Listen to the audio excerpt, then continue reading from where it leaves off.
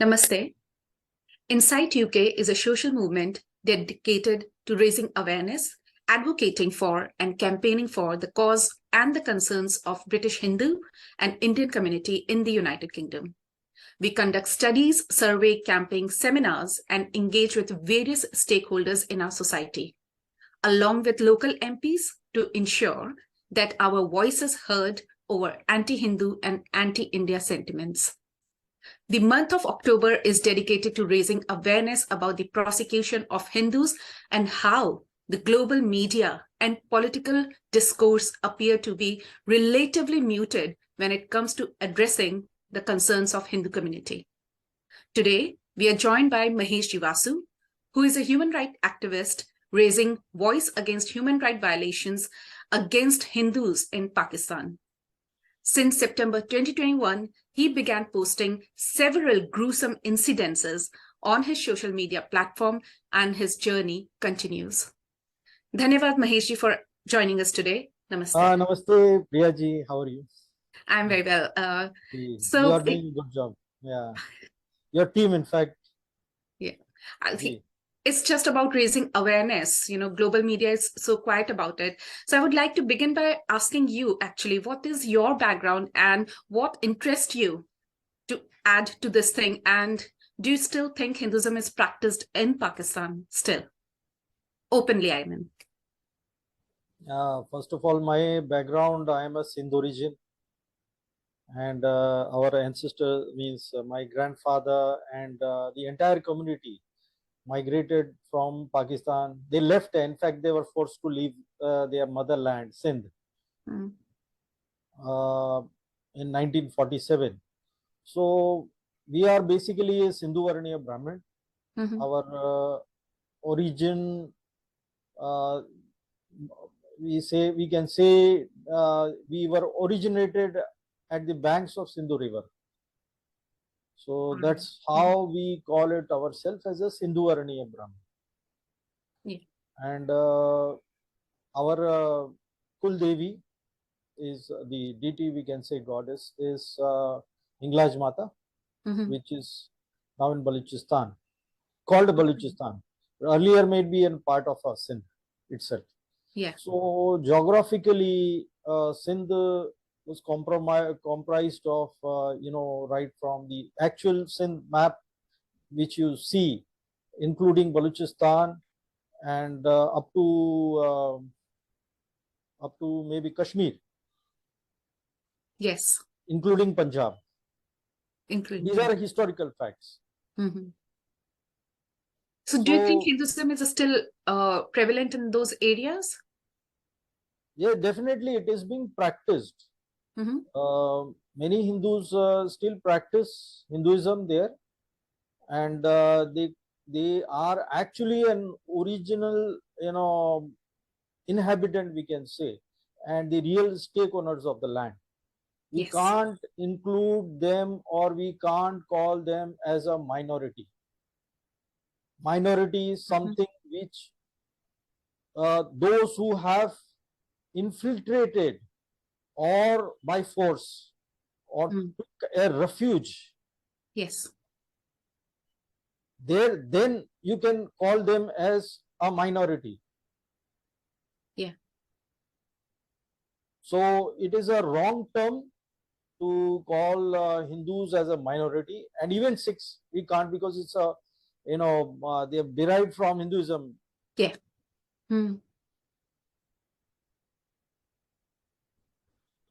So what do you think, why and how this total scenario changed in Pakistan, especially?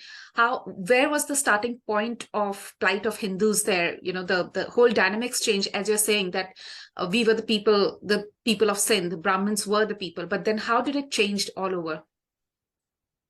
No, not only Brahmins, still there are a lot of communities still exist. Like, there are 4 dharmas in a Hindu dharma, like Brahmanism. Brahmin is a dharma.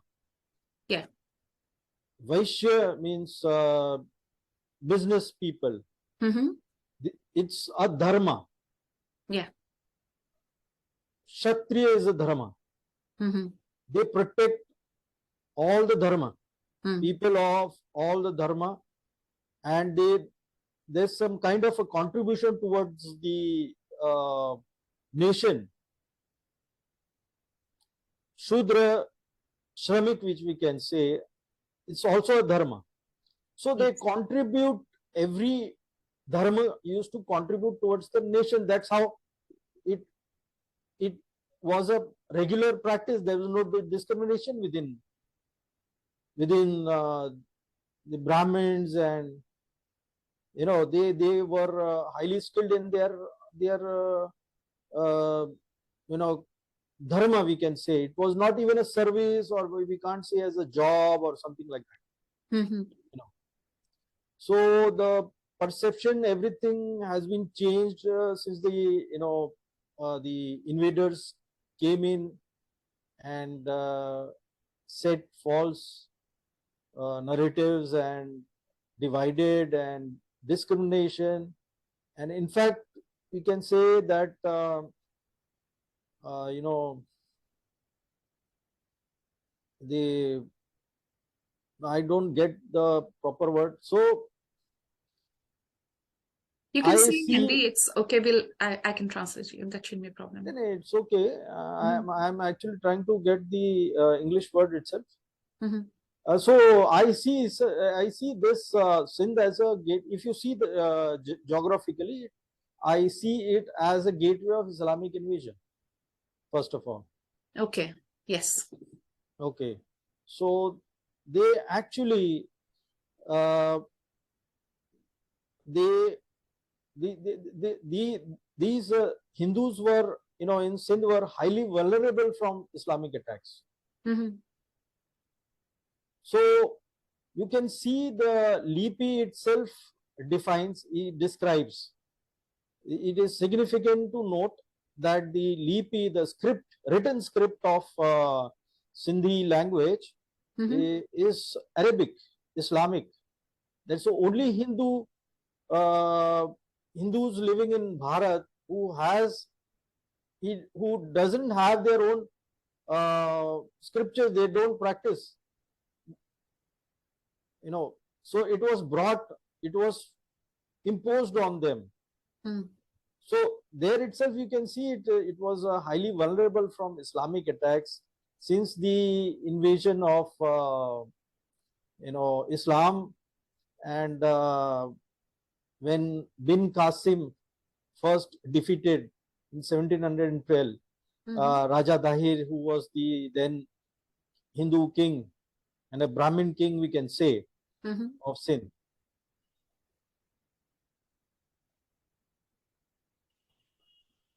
So, ji, So it started from there. I mean, 1700, you said. 770, not 1700, 712. That is almost, we can say, 1400 years back. So it began from then, 1400 Yes, years. yes. So Yeah. the atrocities, what you see is actually not new. Yeah. And what you look at, Hamas terrorists, they are doing, Yeah. Islamic, the Terrorists. Yeah. believers of Islam, they are doing the same practice, followed by the Muhammad. So even there was one politician who wrote a book. His name was Malkani. I'm trying to read. I have not gone through entirely, so I forgot his name. His surname is Malkani, and he was a BJP leader. He wrote a book on Sindh. I think the Sindh or something title like that. Yeah. So there he described that while Prophet Muhammad was alive, Yeah. during his lifetime, he attacked around 7 to 8 times on Sindh. He himself sent an army to conquer Sindh. So you find the Muslims, even in India and in Pakistan, their hero is Muhammad bin Qasim. Yeah. So he did all the atrocities, genocide, persecution, everything, whatever is going on, unabated. Yes.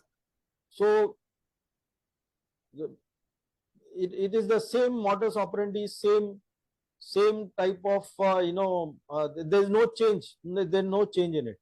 No change. Yes. Yeah. I think, yeah, looking at the history, we have seen that this atrocities happen. But I would like to draw your attention to the current situation. How many communities they still exist in Pakistan, and geographically what province they are in? Are they closer to Bharat or away, or they are just at certain little place or something? How is it the community spread No, there? definitely the majority of the Hindus still exist in Sindh, and mostly in Mirpur Khas division, or we can say Thar Parkar region, where we're near to Rajasthan. It shares a border. So Punjab, hardly there are quite good number of Hindus in Punjab, mostly in Rahim Yar Khan and KPK Peshawar, Khyber Pakhtunkhwa. Mostly there are Sikh, and in Sindh, majority population of Hindus still are in Sindh. So there are many community. I'll tell you the communities. There is a Kohli community. They are all one. Whether you say, Virat Kohli, or you name any. Even Yes. in Bombay, there are fishermen who are, they call it as Kohli. Instead of la, they actually they have a ra pronunciation, All but right. it's a Kohli Samaj. It's a Kohli community, Megwar community. Then Brahmins are there, Pushkana Brahmins, what we call Sindhivaraniya Brahmins. Dr. Mahesh Malani, he is also Vasu. He belongs to our community, and Bhil are very much higher in number. Bhils, Okay. Yeah. Bhils, Megwar, Kohli, and Kohli. Even in Kohli, there is a Thakur Kohli Samaj, Thakur Kohli community. Okay. They belong to Kutch. Mm-hmm. And some parts of Rajasthan, what do you say, Gujarat. So basically, they speak Gujarati at home. Okay. Yes. Yeah. So and that you'll means that, find, yeah. you will find the recent attack. There's a recent attack on the Mari Mata temple at Karachi Soldier Bazaar. So Mari Mata temple was founded by the Tamilians. So Okay. the Tamil families are still live there in Karachi, Soldier Bazaar. And Some it was recent, under attack. yes, that was actually the ground. They were trying to dig up the ground and trying to build up the some commercial complex there. Okay. And they, in fact, earlier had vacated. They had shifted the temple to somewhere on the drainage, big drainage line, and above that they had installed they have shifted a nearby place in Yeah. the same premises. They are compromising, and they're shifting the ancient structure from one place to another. Right, exactly. Yeah. Okay. So, you've mentioned about all the communities which are existing, and obviously the highlighted the past, and in the present also they are made to shift everywhere. So, how much will you estimate are such atrocities, and are there any categories like, violence against women or general Hindu Samaj over there? See, categorically, there are two major, where you can say major, attacks. That's a forced conversion of minor girls and young Yes. girls, including young women, married women. So they are forcibly abducted. They are abducted at gunpoint, forcibly converted. They are taken to a madrasa. I'll give you some names of madrasa. That actually there are 30,000 madrasas all over in Pakistan. Okay. So I'll let me tell you some big names here who are actually doing a lot of. figured out a lot of numbers. You know. Yeah. See, the Pakistan Human Rights Commission states that around 1,000 Hindu girls, minor girls, are being abducted, forcibly converted to Islam, and married off to the abductors. So that's the report of That's Pakistan. a written documented by Pakistan Human Rights Commission. You can go on their official website. There is an annual report of 2014, Okay. page number 126. I have also posted in the Twitter, so you can find. They themselves claim, the Hindu Council claim that Hindu Panchayat, there's a Hindu Panchayat, all Pakistan Hindu Panchayat. The Secretary General of all Pakistan Hindu Panchayat has stated that it is written I'm reading the same thing. Yeah. That each year almost, they state that the Human Rights Commission of Pakistan has published a report that each year almost 1,000 Hindu girls are being abducted, forcibly converted to Islam, and married off to Muslim men. So that is 2014. That is 2014. Yeah. So almost 10 years from there. Yes. Yeah. And basically they do it for sexual exploitation. Then they sell it off. They change their identity, they change their name, everything. Then you will not find those girls again. Never again. So, that's a figure that where you can say at least almost 1,000 Hindu girls are each year they are kidnapped. And in fact, and still it continues. It continues still even after that report.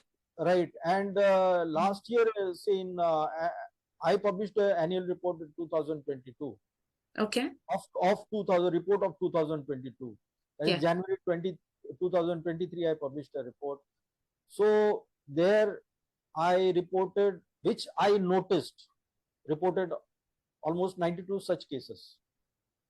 92 such cases you have reported? Were reported. That's also highly alarming, you can say. Absolutely. Absolutely. And which went noticed by me. That is what I am trying to say. There must be higher numbers which must have reported by the regional media. Yes. Regional TV news reports and the print media, they reported such, but which I noticed was 92, and that was precise. That's what we can say. It's authentic. It is not manipulated. So this 92 definitely happened. Yes, last year. Yeah. And what do you think? I've got the names. I've got the names. I've got the names and the name of the place, date of the incident, name of the victim, and the name of the culprit also, along with the links of the news report. And you have published that report. And have you, so is it gone somewhere? Any action taken after that?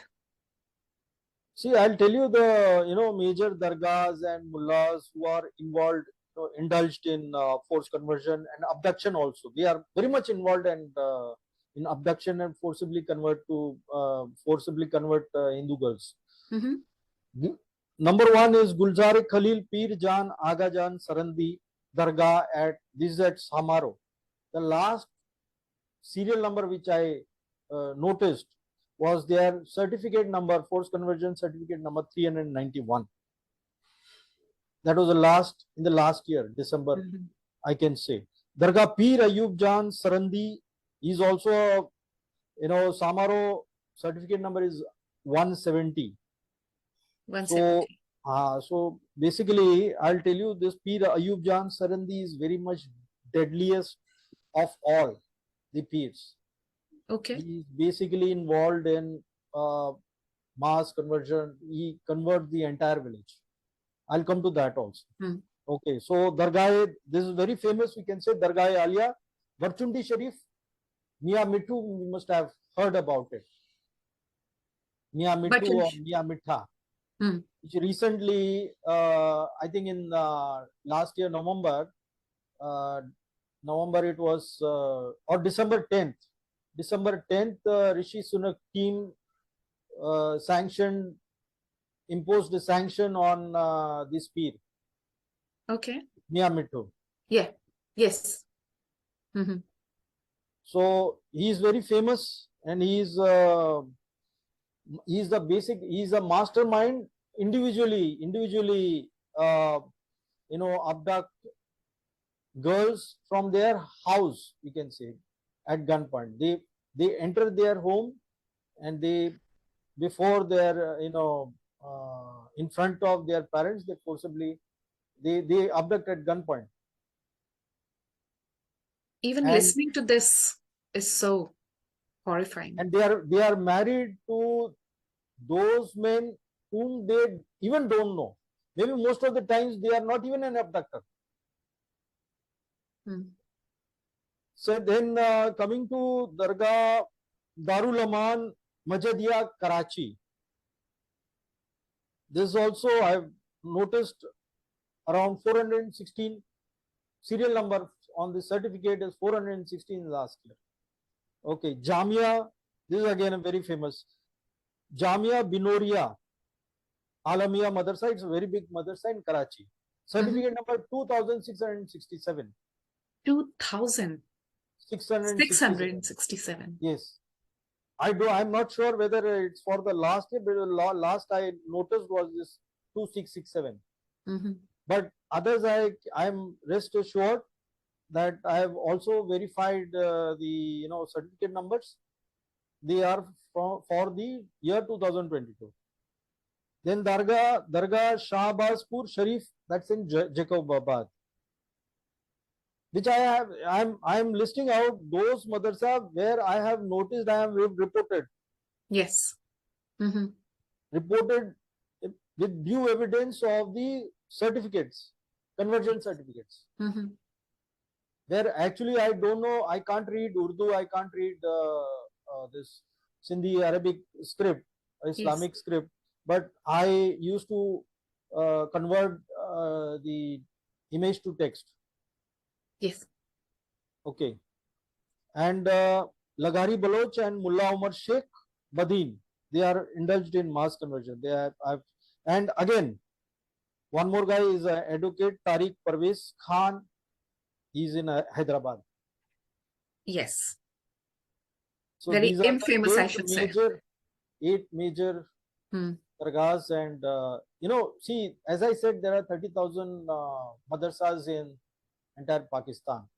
So what happens, in these are whoever comes to them or whoever brings Hindus to them, their first obligation is to convert into Islam as soon as possible and immediately. Otherwise, what they say कि कुफर का इल्जाम लग जाएगा उनके ऊपर. They'll become a non-Muslim. They themselves will become a non-Muslim. So whether it's you, I mean to say whether any Muslim lady or any Muslim man, woman, mullah, maulvi, advocate, whoever may be, it is their obligation imposed by Allah or as stated in Quran. It has been stated by the son of Mia Mittu in Dawn News channel, which I have duly recorded it. That if you don't convert somebody, then you become a non-Muslim. If anybody comes to, if any non-Muslim comes to them, the first obligation is to convert to Islam as soon as possible. As soon as possible. Yes. Otherwise, they'll become non-Muslim. So whether it may be a judiciary magistrate, maybe an advocate, whoever may be.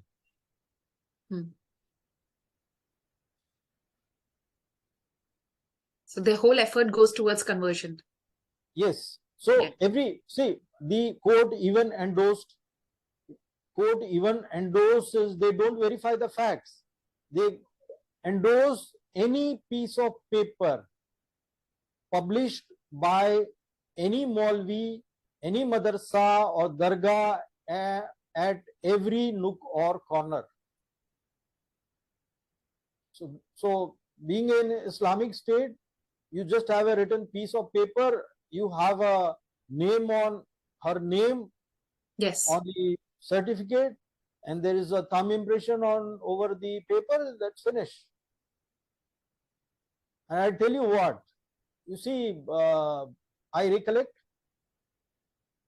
I saw a movie called Naam, Sanjay Dutt and Kumar Gaurav, Chithi Aayi, a very famous song, where he goes to Dubai and Paresh Rawal was a don, mafia don, and he from the terrace he shows a one-way street. Yes. Below, and he says that this is a one-way street. Once you enter, you cannot go back. So these are all the practices written and shown by the Prophet Muhammad, or in Quran, what we can say, that once you become a Muslim, you cannot become non-Muslim. Its penalty is death.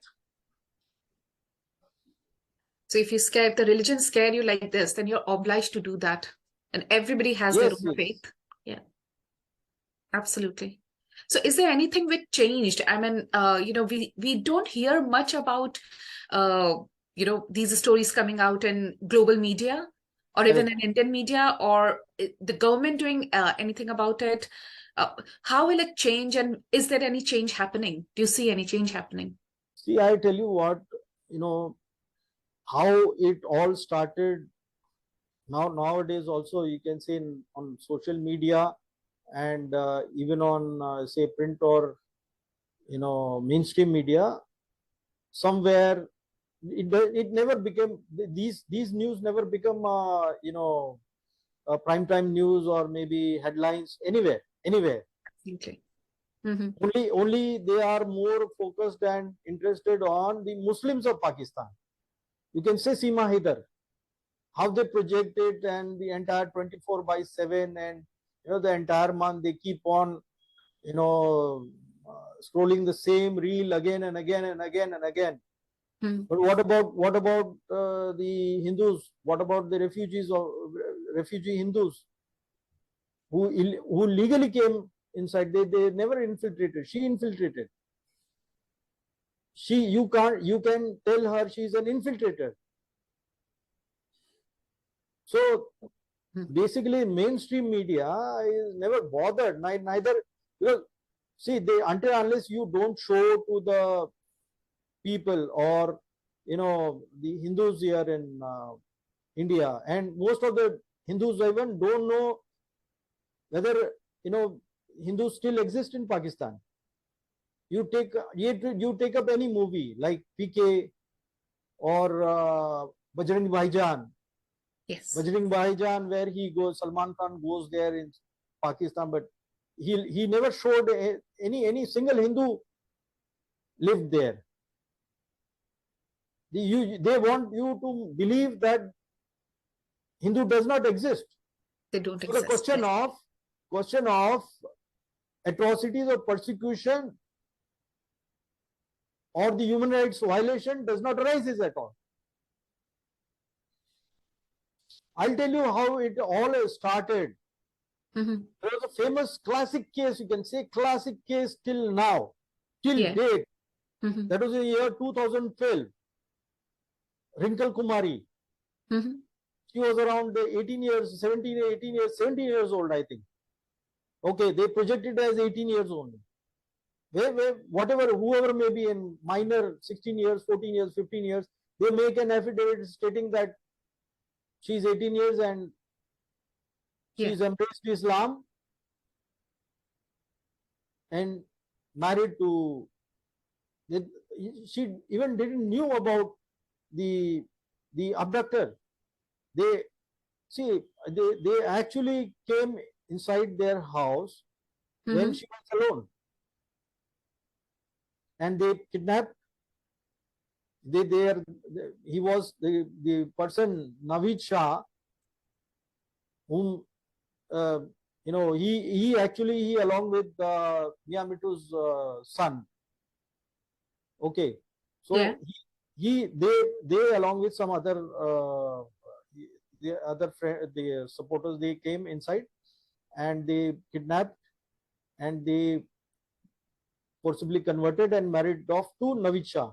She didn't knew who she is marrying to. But I, feel that she resisted a lot. She actually resisted a lot. The matter went to the session court, and it Yeah. was brought to session court by his maternal uncle, mama, we can Yeah. say, Hmm. Rajkumar Vanchara. Yeah. He recently expired on 30th April this year. Okay. Mhm. So, I just happened to take an interview with a leading journalist. His name is Asad Chandio. Okay. And he was a very good friend of Rajkumar Vanzara. Mhm. So Rajkumar Vanzara actually, in search of Asad Chandio was also a good social worker then, and was a deputy editor of Daily Awami Awaz or News Yeah. of Sindh, the regional news channel. Mhm. So he knew about him, that he also, he's a very good social activist also, apart from the journalist. So he reached out to him, and they both started a campaign. They took the matter with the district court. From there, the matter they took to High Court, and that matter went to Supreme Court also.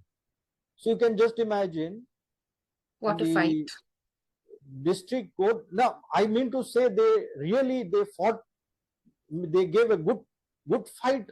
Hmm. But I can also understand, I can also say that even Rinkle Kumari was a good fighter. Yes.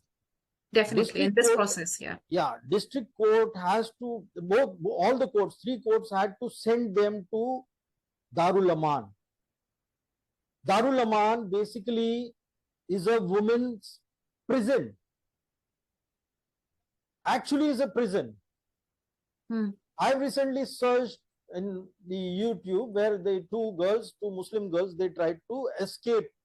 Now there I found that they were not taking shelter.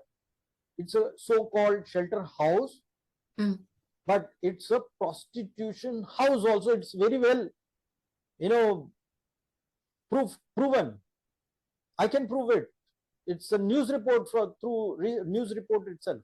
All the VIPs and the landlords or the big names or celebrities, they come inside and they see all the young girls, teenage girls taking shelter, and they take them outside, or they rape or make or do gang rape inside the shelter house, and you Oh. don't know about it.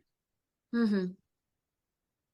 So the reason behind why she was sent to uh, Darul Aman was she resisted.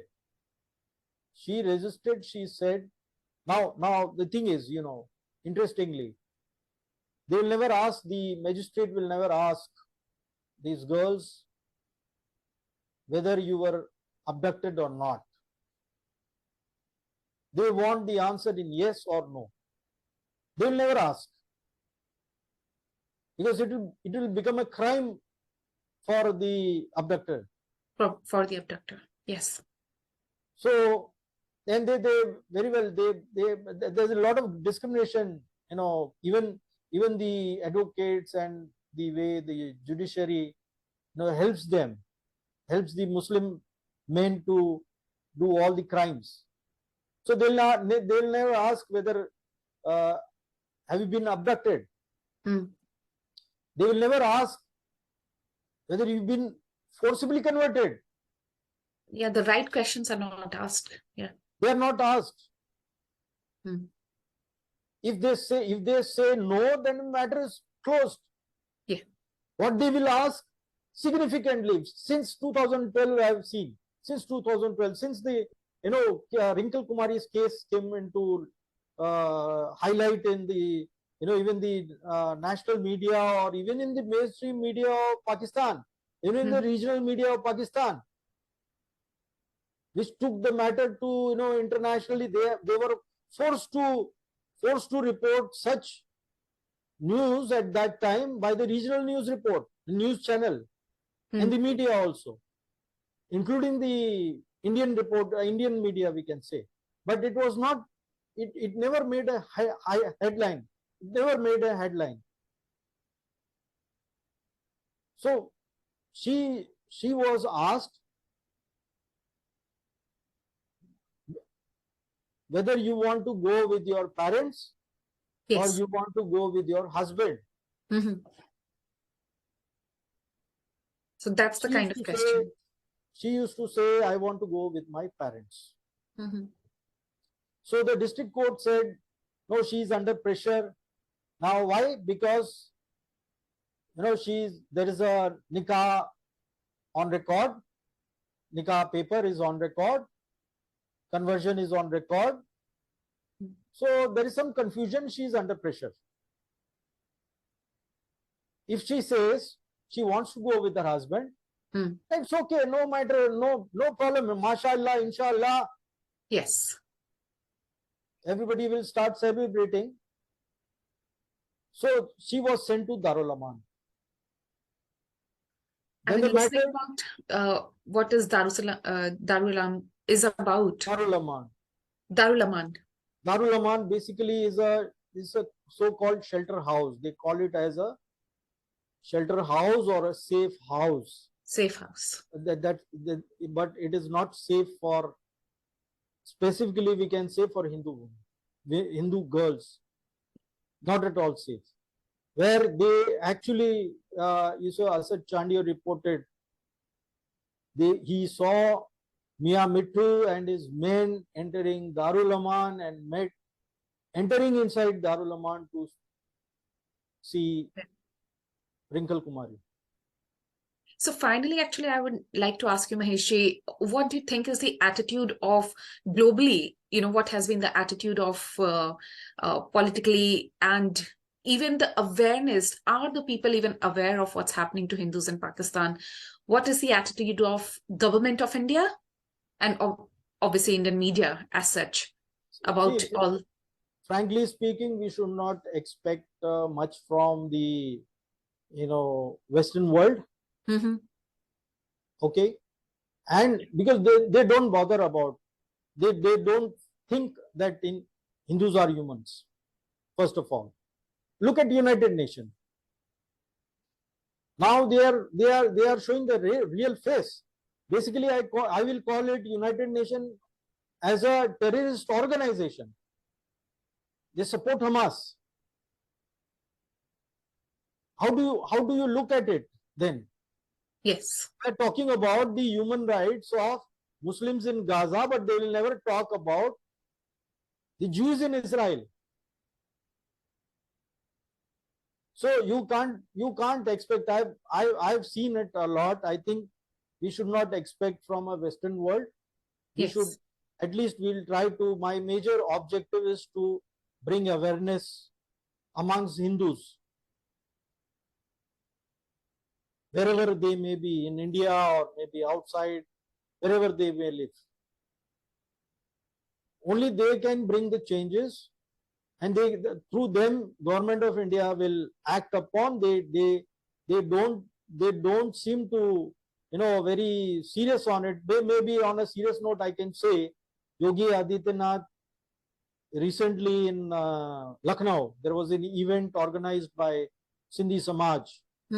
Just last week, I can say last week, where he said that when we can reclaim, where we can reclaim Ayodhya, Ram Janmabhoomi, after 500 years, why can't we reclaim Sindh? Maybe we can say some kind of attitude towards Modi and Yogi and Amit Shah, whoever may be a politician. I don't rely basically, but at a very good note, I can say Yogi Adityanath, he at least talked about it. Situation is very pathetic, very pathetic. I can, I can try to tell you, this is only not the forced conversion, abduction of girls are not only the atrocities happening on Hindus. You'll find 202. This is documented. I'm telling you. This is in the year 2020. For the year 2020, there was a regional media report stating that in 3 major districts where Hindus are in majority, 202 dead bodies found hanging by neck on a branch of tree. Can you believe it? Unbelievable. Unbelievable. And they are Hindus. They will not say they'll say suicide. It is a suicide. They declare it as a suicide. You'll find I've actually noticed one, Lunio Kohli, I think Megwar he was. Okay, last year he was found hanging by neck on a branch of tree, totally naked. Not a single piece of cloth on his body, with his hands tied behind back. But this is not how somebody commits suicide. You can't say it is a suicide. There are couples like in the same family, you will find hanging by neck on the branch of tree. Recently, there was an Devrani, Jethani, they both were found hanging on a tree. Is that a suicide? You can call it as a suicide. Definitely not. It's planned. It's planned murders. Many such cases, some cases which are highlighted. That was one, the medical student, Dr. Namrata Chandani, Chandka Medical College. She was a medical student. She was found hanging by neck in her hostel room, and her brother Vishal, he himself was a professor. He claimed this is not a suicide. She never hanged herself. She was strangulated. She was raped and strangulated. Many. You say one more. I'll count. I'll finish off by saying that there are many Hindus which are bonded laborers who are working on brick kilns and even agricultural farms. They are confined in a private prison for many years. They are not allowed to, their family is not allowed to go outside. Confined. Enslaved in private prison. The landlord, the Muslim landlords have a lot of private prison there. Oh. And they do any kind of atrocities with impunity. Yes. Brutal killing of one, which the national media also highlighted. Daya Bhil, a lady of 42 years old. She was first abducted, gang rape. Now look at the brutality. I'll tell you. She was then she was beheaded. Even after beheaded, the entire skin on the skull and the face, it was peeled off. Literally, you can't even identify. You can't even identify her. Her head was kept near her dead body.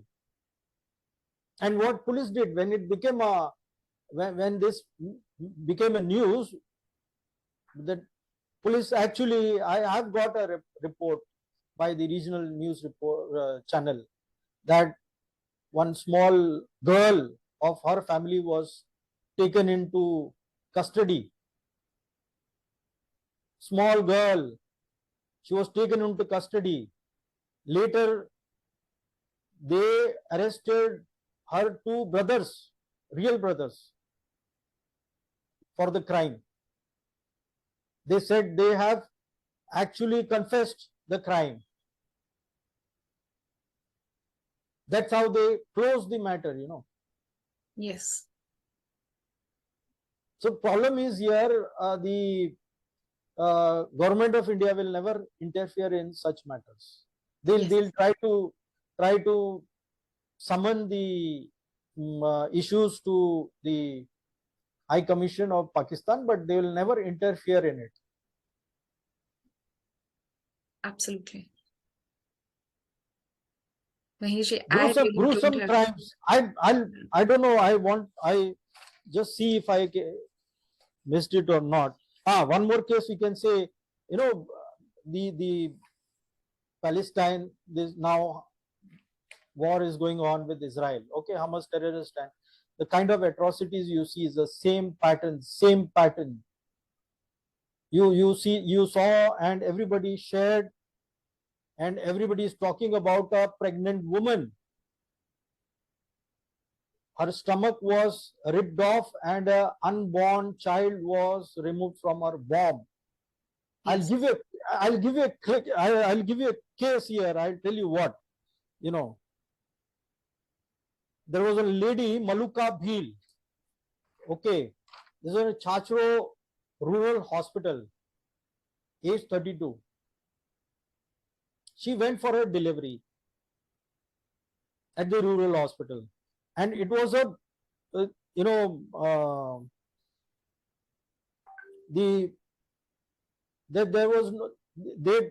was no doctor. It was reported there was no doctor. The medical staff, they did the delivery, and what happened is they slit the throat of they beheaded the baby's head that was unborn, and the head was remained in the womb of that lady. She had to travel around 275 kilometers from Chachro to Hyderabad city in Sindh, in a major hospital, to perform the surgery. Nobody will talk about it. It's unbelievable. And it is happening daily. You'll find in Israel nowadays, but this has been happening. This is happening since 712 AD, since the invasion of Sindh by these Arabs, and then later Mughals and Turk and whoever came in. वो रेंगते हुए आ गए, रोते हुए उनको सिंध को बर्बाद कर दिया इतने साल में. They destroyed literally. So I think doctors being targeted. I've seen recently ophthalmologists and dermatologists, senior ophthalmologist or professor of a medical college in Karachi. His assistant doctor, young lady, she was sitting, while he was driving a car, she was sitting right beside him, and she shot her at point blank. Muslim. These are all, where you say, whether maybe an elite class, or you can say a learned people, educated, highly qualified, mindset will never change. It will remain the same.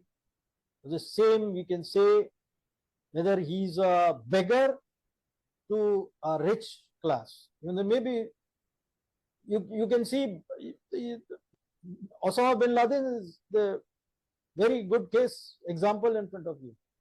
He took refuge in Pakistan.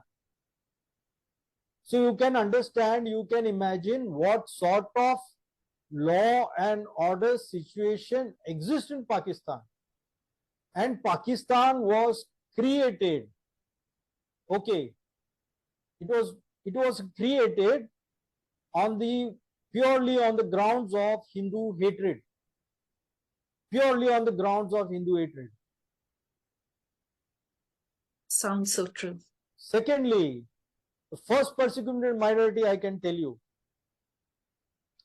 the first law minister of Pakistan was none other than a Hindu himself, Jogindranath Mandal, if you must have heard of it. Hmm. He was a very competitive, leader, political leader against Dr. Baba Sahib Ambedkar. Dr. Baba Sahib Ambedkar became the first law minister of India, Bharat, and Dr. Jogindranath Mandal was taken by Muhammad Ali Jinnah to Pakistan from East Bengal, which is now Bangladesh. Mm-hmm. He was taken from East Bengal to Pakistan, West Pakistan, we can say, and he was made the first law minister of Pakistan in 1950. I think it was 8th April 1950, to be precise, where Nehru invited the first Prime Minister Liaquat Ali Khan to sign a treaty. Yes. That was Delhi Pact, you can say, or you can say Nehru Liaquat Ali Pact. He came with 100 people of delegation to Delhi. He signed a pact and he was asked to sign a pact. So at that time, there were a lot of atrocities, even on record, on either of the sides of Pakistan, whether it's East Pakistan or West Pakistan.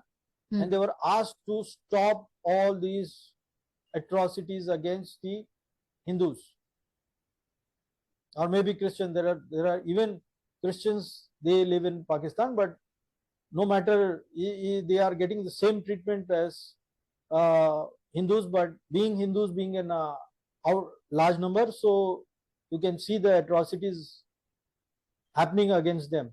So he was asked to stop all the persecution of Hindus, where they came into agreement stating that we will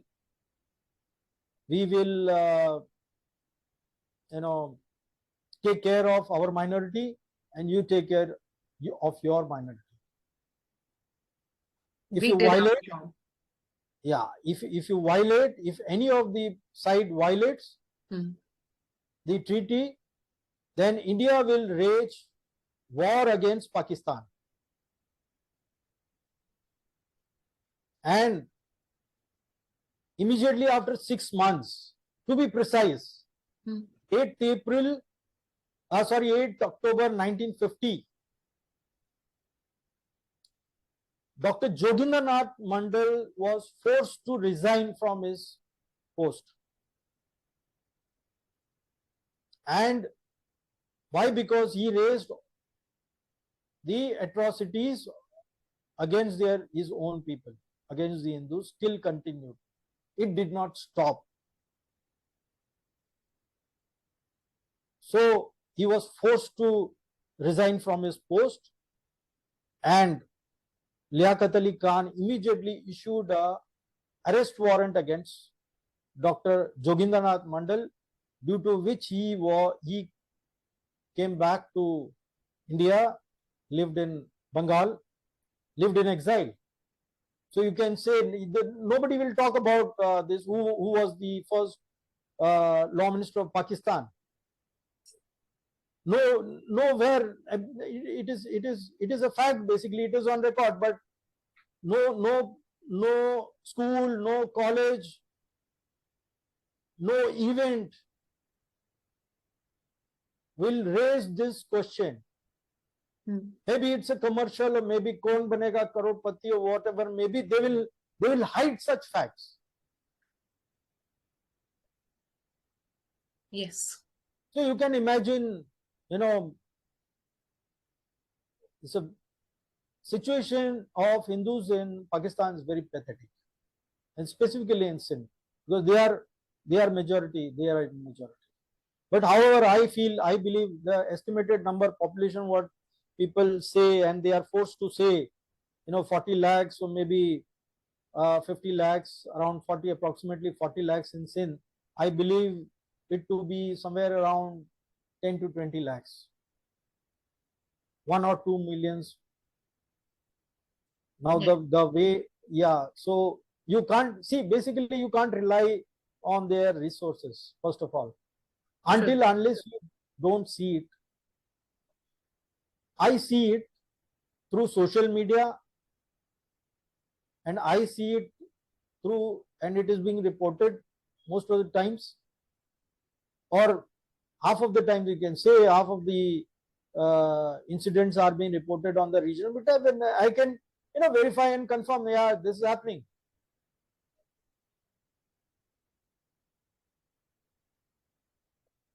So I started in year 2021 September. I started highlighting these issues, and then later I thought of documenting.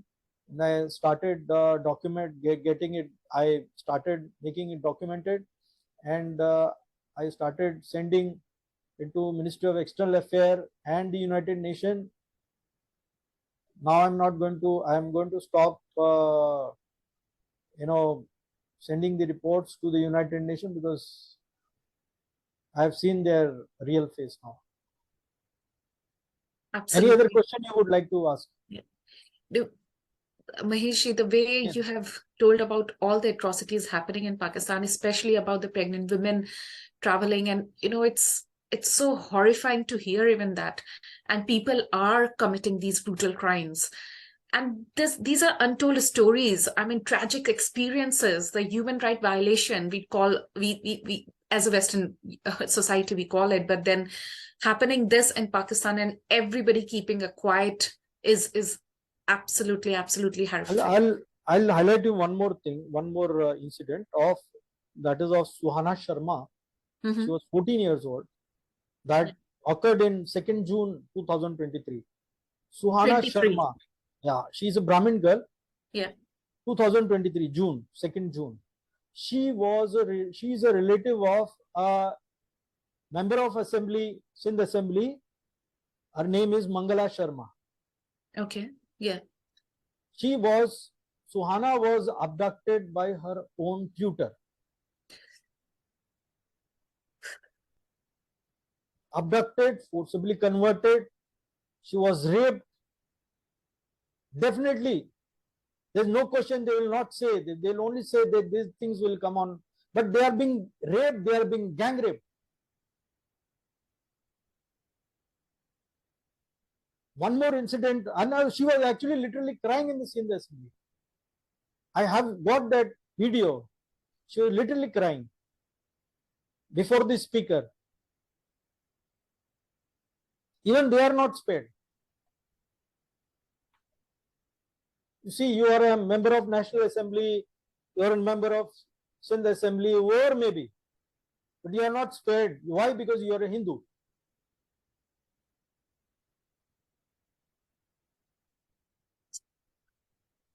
I really have no words, Maheshi. The amount of things happening and amount of things you're sharing with us. There are many incidents around. Last year I reported around 750 odd, incidents is reported on my annual report of 2022. Categorically have been, and there are many grave incidents, many grave. I can't even, I keep on talking it will never end. It's a never ending story. Absolutely. I can completely understand. And this is this is where we are here. We have to bring them to the notice of global stage. People should be hearing our voice as well.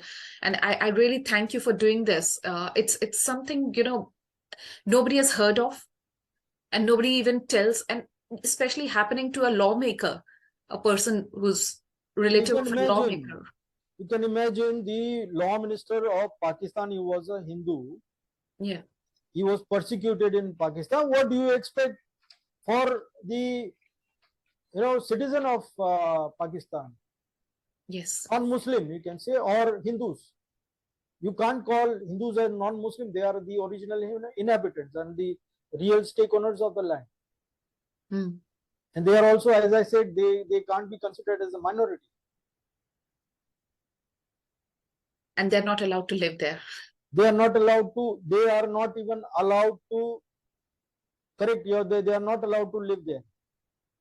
They are not allowed to, ask for the living rights, to be precise. I don't know how and why this, our Hindu Samaj, Hindu community never look at them, never thought whether, let us know whether any Hindus still live in Pakistan or not. Only when this kind of a CA came up and they tried to, give some hint for the, the entire nation, Hindu nation and the Hindus, to talk about it, to at least learn about it.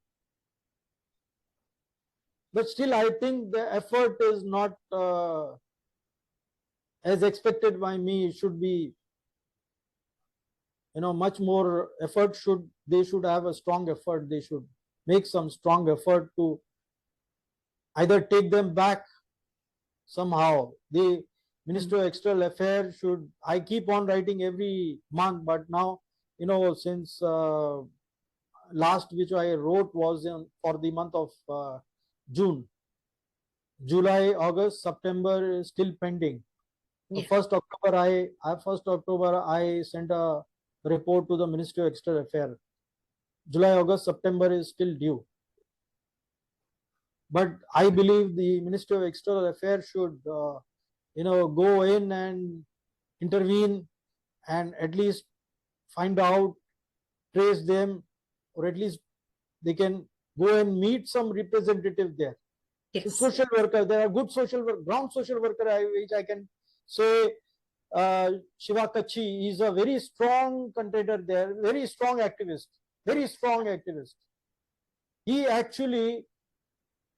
He actually bring things on record. Yes. He literally bring things on record. Mm-hmm. In way of FIR, in way of, protesting on the street, and then somehow the regional media, they reported, whether it's print or maybe electronic print or the news channel, they reported. Yes. But he's doing a fantastic job. Hats off to him. Such a strong person. Yeah. Yeah. So, see, there are other activists also. I also appreciate them. But he's a very, very strong ground activist. Completely Other reporters understand. also, they report it somehow, but they have some kind of a limitation because they live actually in fear. Really, their life is under threat. I think I can imagine if something is happening to a lawmaker's relative, then what about these people? They are peanuts for them. Now look at the international cricketer Danish Karelia. I call him Dinesh. Danish is an Islamic name. His first cousin was Anil Dalpat. He was also a cricketer. He was a wicket keeper basically. So he was also forced to, he went to Canada or US, I think. Now he was actually bullied. You look at all his tweets back to back. All his tweets nowadays, back to back. The way he's tweeting. So If Mahesh, thank you so celebrities much are, for, yes, yeah, yeah. Thank you so much for, thank you very highlighting much. all these issues. And we know you are doing a great job bringing up all these stories. And obviously, people listening to this podcast will be now very much aware of what's happening. And this is not limited to Pakistan or Afghanistan or Bangladesh. It is penetrating to UK as well, because the way the things are happening around us as well. So we really have to be mindful about uh, how the things will change in future, how our children will be safe over here. It's really important that we have to take a step forward to help and stop all these happening anywhere and everywhere in this world. I'll, And I'll tell you one thing, that the plight of this Hindus actually came into light after the Wrinkle Kumari case specifically. yeah, and The that's even entire from, community came yeah, together and they raised a protest on the street. yeah, Matter went from district court to high court, and then it was actually hijacked and was taken to uh, Supreme Court by the Hindi Council leader. Basically, he is maybe a stooge of ISI, wanted to temper all the case, and that's what happened. His name yes. is Ramesh Kumar Vankwani, Dr. Ramesh Kumar Vankwani. So this became an international issue only after 2012, because before 2012 there was this was not an issue at all in the media. But You take I'm up any surprised. Yeah, I'm magazine, surprised. any novel, any write-ups, any columns, the newspaper, no such kind of news. It was just a casual affair. Casual affair. Yeah. They say, okay, हाँ ये लड़की को लेके वो चली गई, अपनी मर्जी से गई है. She went on her own will. She has embraced Islam. Oh, inshallah, mashallah. That's very good. Good news. That's I heard about it. I am trying to find out that document judgment. Maybe a Supreme Court of that case only. She was told, she said that she want to go to her parents' house. Okay, until unless they actually forced her to confess that she wants to go with her husband. They keep on trialing, they keep on sending them to Darul Aman, and where see it's basically it's a today's news. You see Fakir Shiva Kachi had highlighted one Meera Kohli. She was abducted at gunpoint midnight some few days back, almost 10 days back. She was taken by seven men from their landlord's house. Okay, the entire night she was gang raped. Early morning she was handed over to her parents. Then she made a statement, 164 CRPC, which is also applicable in India. This is a statement on record by the victim. She first said, she in the FIR said, even on the video she told, even during the 164 statement she made, that she was abducted. She stated that, but the magistrate, he sent it to Darul Aman. She was sent to Darul Aman. You'll be surprised today's. I'm not surprised by her statement, where she claims that two women, they came to Darul Aman, they threatened her to give a statement that she wants to marry her abductor who raped her. This is the situation. So this all started, and there was, since before 2012, it seems to be a kind of a peaceful nation. Every day, every single day, you even before 2012, it was it was a daily affair. So it cannot be stopped, even though it has been highlighted on the international media, but I don't think it is ever going to stop until unless the Hindus do not exterminate. They do not exterminate Hindus from the face of the earth.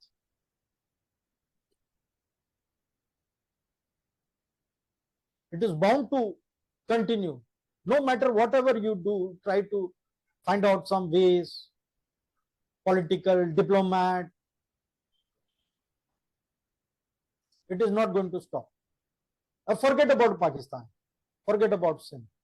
Only way is you need to rescue them, bring them back. Yes. And throw away this Muslims back to Pakistan.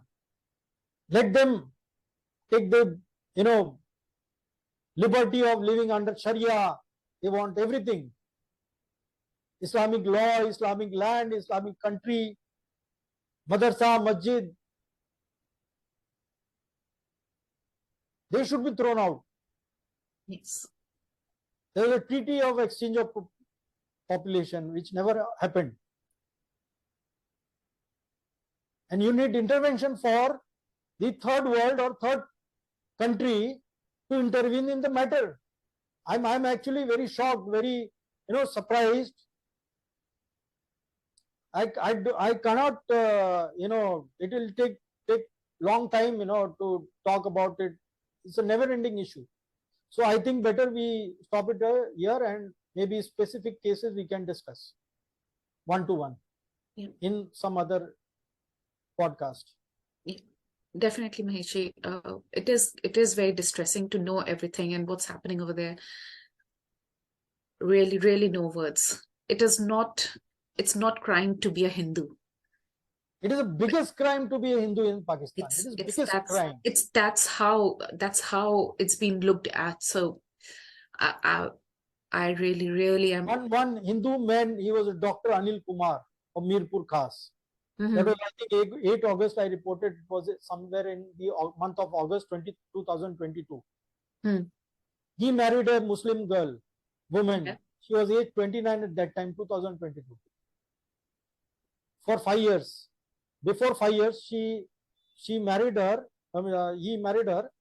and she was a resident of Punjab. She was a Punjabi Muslim.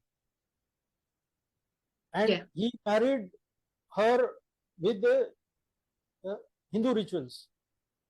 Neither she disclosed the fact that she is a Muslim. Neither Dr. Anil Kumar, because they know what is the situation there. Dr. Anil Kumar and his family also did not disclose that she is a Muslim. So in their society or a complex apartment, some lawyer came to know somehow, I don't know how, but she came to know that she is a Muslim. She immediately called the police, and police arrested Dr. Anil Kumar. It's a crime. It's a crime to marry a Muslim. It is an illegitimate act.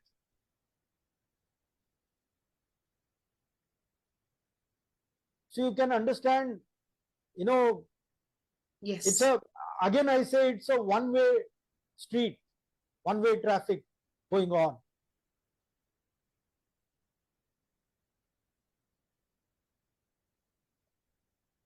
I really, really have no further questions, Mahesh.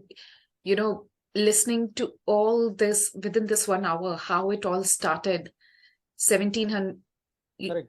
I mean, the amount of number you have mentioned, the conversion rate, and the atrocities which are happening, mass suicide, the way the murder are, masked like a suicide. It's just horrific, Really. I mean, sitting in Bharat, if you know about this information. Daily, nobody's talking about it. It is happening daily, nobody's talking about it. Nobody's raising this, highlighting this on the media, nothing. Nothing's my tweets happening, are definitely. openly, it is open for all. Yes, yeah. Definitely nothing is happening on the global scale. And I really do. I mean, listening from you, there's so many things I feel I didn't know either. So, the ground reality in Pakistan, it's just horrific to listen. I'll tell you, just few days back, there was one girl, Rajita Kohli. She was reported as Rita or Ravita Megwar. Okay. So you can just see, because they don't know, I don't know how they, some social media activist, or they, without verifying the facts, anyway, maybe she's a Hindu girl, that's more important. Okay, so Rajita Kohli, she was abducted from her house from Badin. Okay, and she was taken to Hyderabad. She was kept in captivity for 4 months. She was gang raped by 4 people. Repeatedly gang raped, not in Hyderabad. Sorry, she was taken in Karachi. Taken to Karachi. From there, they tried to sell it her in the Hyderabad Mandi as a sex slave. She was about to be sold. Somehow she managed to escape from the abductors' captivity. She reached Mirpur Khas. Shiva Kachi reported the incident. He took the statement, videographed filmed her statement. Yes. And her statement was recorded in the court. She literally, see, the problem here is the judicial magistrate, he sent her to Darul Aman. Literally, she was crying, I want to go with my parents, I want to go with my parents. Even the police constables were taking her away while she was crying. She was stating, I want to go with my parents, I don't want to go to... It's a jail, basically. Darul Aman is a jail. You see, escape from the captivity of an abductor, and then again, the Islamic law takes in captivity. So you look at the mindset, the mentality of these people. Yes. On what grounds? On what basis? On what basis are you sending her to Darul Aman? I'm surprised. There are no grounds at all. There are no grounds, yeah. Baseless. I literally cried at that time. I was just watching her.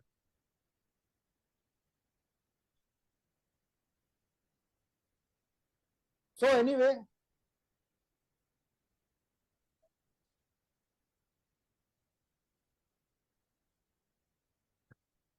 Mahesh, honestly, even thinking what these girls are going through, I'm a woman, I can't even hear it.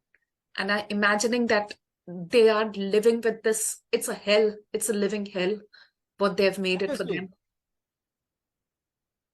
Really, something has to be done for these people, especially so much after the women only, because obviously they are the one who take the families ahead, and the atrocities and everything would happen on them only.